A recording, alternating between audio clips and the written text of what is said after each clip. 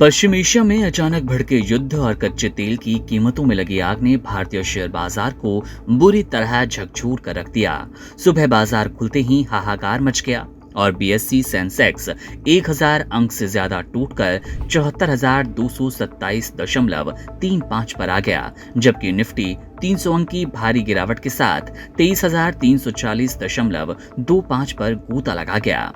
इस भीषण बिकवारी से चंद मिनटों के भीतर निवेशकों के 7 लाख करोड़ रुपए स्वाहा हो गए।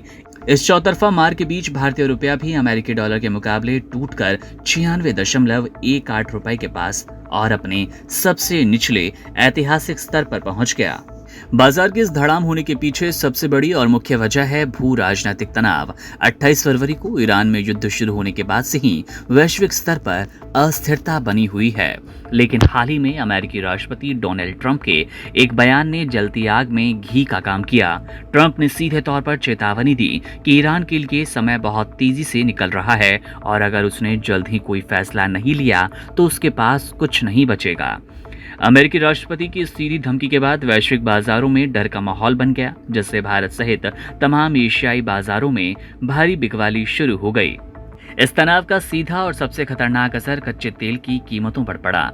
युद्ध के गहराने की आशंका से ब्रेंट क्रूड की कीमतें देखते ही देखते $111 प्रति बैरल के पार निकल गई, जिसमें करीब 1.84% का उछाल दर्ज किया गया।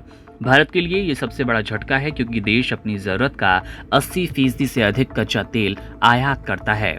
महंगे तेल के कारण भारत का आयात बिल बढ़ेगा, जिससे देश में महंगाई बढ़ने और राजकोषीय घाटा बढ़ने का डर पैदा होगा। इसी डर से बॉन्ड यील्ड में जोरदार उछाल आया, जिसने विदेशी संस्थागत निवेशकों FIIs को भारतीय बाजार से पैसा निकालने पर मजबूर कर दिया।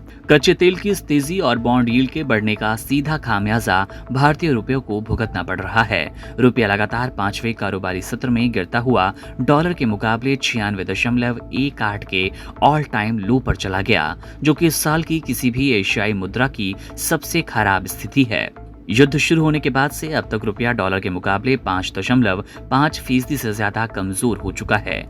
कमजोर होते रुपए ने विदेशी निवेशकों के भरोसे को पूरी तरह तोड़ दिया, जिससे बाजार में बिकवाली का दबाव और ज्यादा बढ़ गया। बाजार के भीतर सेक्टर्स की बात करें तो शुरुआती कारोबार में सेंसेक्स के 30 में से 27 शेयर लाल निशान में डूब गए। सबसे ज्यादा मार पावर ग्रिड पर पड़ी, जो कि करीब 3.81% तक टूट गया। इसके अलावा Tata steel, Maruti Titan, Bajaj finance, HDFC bank, Bajaj Finserv और महिंद्रा एंड महिंद्रा जैसे दिग्गज शेयरों में भारी गिरावट देखी गई। रियलिटी, ऑटो और मीडिया सेक्टर्स ने बाजार को सबसे ज्यादा नीचे खींचने का काम किया। हालांकि इस तबाही के बीच IT सेक्टर निवेशकों के लिए तिनके का सहारा बना। डॉलर के मुकाबले रुपए के कमजोर होने से IT कंपनियों को फायदा होता है और यही वजह रही कि इन्फोसिस, टेक महिंद्रा और TCS के शेयरों में तेजी से उछाल देखने को मिला और उन्होंने बाजार को थोड़ा संभालने की कोशिश की। Subscribe to One India and never miss an update. Download the One India app now.